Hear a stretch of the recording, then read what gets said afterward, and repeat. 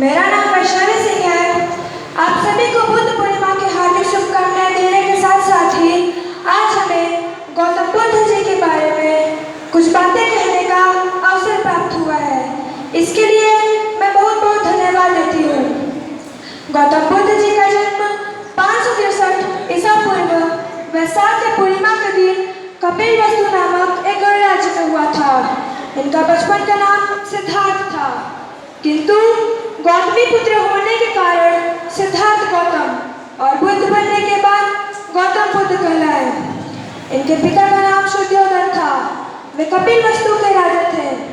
इनके माता का नाम महामाया था।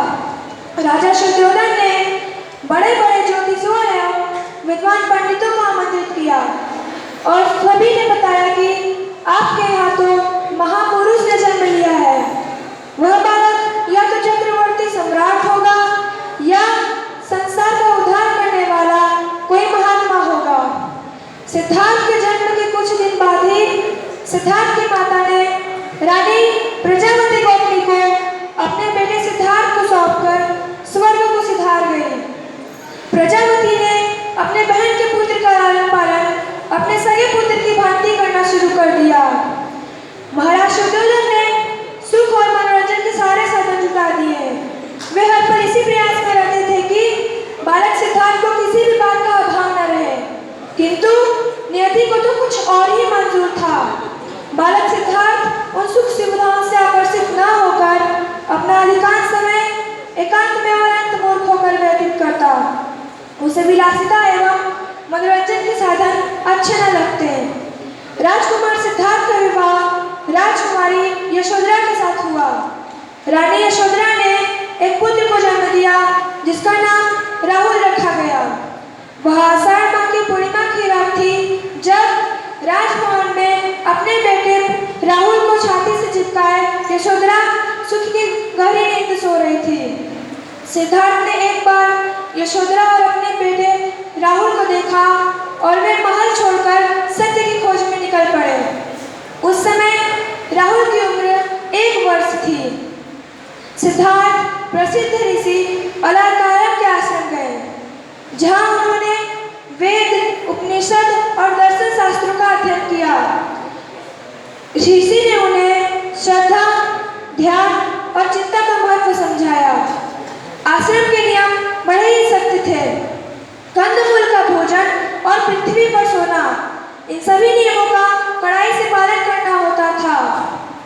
6 वर्षों की कठिन साधना के बाद भी उन्हें ज्ञान की प्राप्ति नहीं हुई। उनका शरीर सूख कर कंकाल हो गया था। एक दिन सिद्धार्थ यह निश्चय करके बैठे कि सत्य का ज्ञान मैं आज पाकर रहूंगा। अतः बोधगया में एक पीपल के वृक्ष के नीचे वे ध्यान मग्न हो गए। उन्हीं दिनों की बात थी। एक सुजाता नामक कन्या ने अपनी इच्छा पूर्ति के बाद वन देवता को भोग चढ़ाने के लिए एक स्वर्ण पात्र में खीर निकाली थी।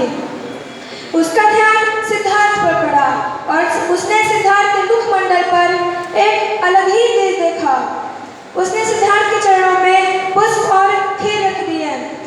सिद्धार्थ के ध्यान छोड़ने पर उन्हें खीर दिखाई पड़ा। 6 वर्षों के बाद सिद्धार्थ ने अन्न को ग्रहण किया और वे फिर से ध्यान में मगन हो गए। उसी रात सिद्धार्थ को ज्ञान की प्राप्ति हुई। जिस वृक्ष के नीचे गौतम बुद्ध बने वह वृक्ष बोधगया में आज भी उनकी स्मृति संजोए खड़ा है। इसलिए हम पीपल के वृक्ष को बोधि वृक्ष भी कहते हैं।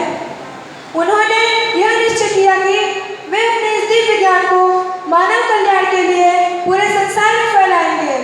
अतः वे विद्वानों की न्यारी काशी की ओर चल दिए। सारनाथ के दिव्य तपोवन में उन्होंने अपने उन 5 साथियों को अपना शिष्य बनाया और उनका पहला उपदेश धर्म चक्र परिवर्तन कराया। भगवान बुद्ध जाति पाति का भेद नहीं मानते थे। वे कहते थे कि सभी से मिलजुल कर रहो, मधुर वाणी बोलो, क्योंकि कठोर वचन हृदय को कष्ट पहुंचाता है।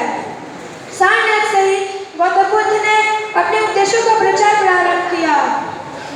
जब भी कोई नया श्रद्धालु संघ में सम्मिलित होता तो उसे 3 बार यह उच्चारण करना होता था, बुद्धं शरणं गच्छामि, धम्मं शरणं गच्छामि, संघं शरणं गच्छामि। इस प्रकार यह सूत्र 3 बार उच्चारण करके शिष्य नगर नगर गांव-गांव भ्रमण करके बौद्ध धर्म का प्रचार प्रसार करने लगे। उनके शिष्य नियम से रहते थे। नियम थे दीन दुखी की सेवा करना, जीव हिंसा न करना, पीत वस्त्र धारण करना, जाति पाति का भेद भुलाकर भिक्षा मांगना और सादा भोजन करना, सबसे प्रेम करना।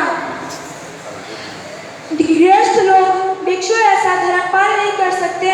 उन्हें इन नियमों का पालन करना चाहिए जिससे कल्याण हो। जैसे कोई किसी जीव को न मारे, जो वस्तु न दी गई हो उसे न ले, झूठ न बोले, व्यभिचार से दूर रहे, नशीली पदार्थ न स्वयं पिए और न दूसरों को पिलाए, रात्रि को देर से भोजन न करे, अपने माता पिता का आदर सत्कार करे, सम्मानित व्यवहार करे। इसी में गृहस्थ लोगों का कल्याण है। धर्म का प्रचार करते करते वे अब कुशीनगर पहुंच गए, जहां उन्हें एक चंदू नामक लुहार ने भोजन के लिए आमंत्रित किया। उसके यहाँ भोजन करते ही गौतम बुद्ध अस्वस्थ हो गए। उन्होंने आनंद को आदेश दिया कि तुम थोड़ी दूर जाकर मेरे विश्राम की व्यवस्था करो। जहाँ 2 साल के वृक्ष हो वहीं मेरी स्याह बिछा देना, सिरहाना उत्तर दिशा की ओर करना। बड़ी कठिनाई से गौतम बुद्ध उन 2 साल के वृक्षों तक पहुंचे और जाकर साए पर लेट गए। उनकी यह चिंताजनक हालत देखकर आनंद रोने लगे। उसे धैर्य मानते हुए गौतम बुद्ध ने अपने सभी शिष्यों को संबोधित कर कहा, प्रिय शिष्यों, घबराना नहीं और दुखी मत होना। अष्टांग नीति मार्ग का प्रचार प्रसार करना, यह जानकर अपनी मुक्ति करने वाले सारे पदार्थों का नाश निश्चित है। धर्म पर श्रद्धा रखो। यह कहकर उन्होंने सदा सदा के लिए अपने नेत्र मूंद ली। संपूर्ण विश्व को शांति का संदेश देने वाले महात्मा बुद्ध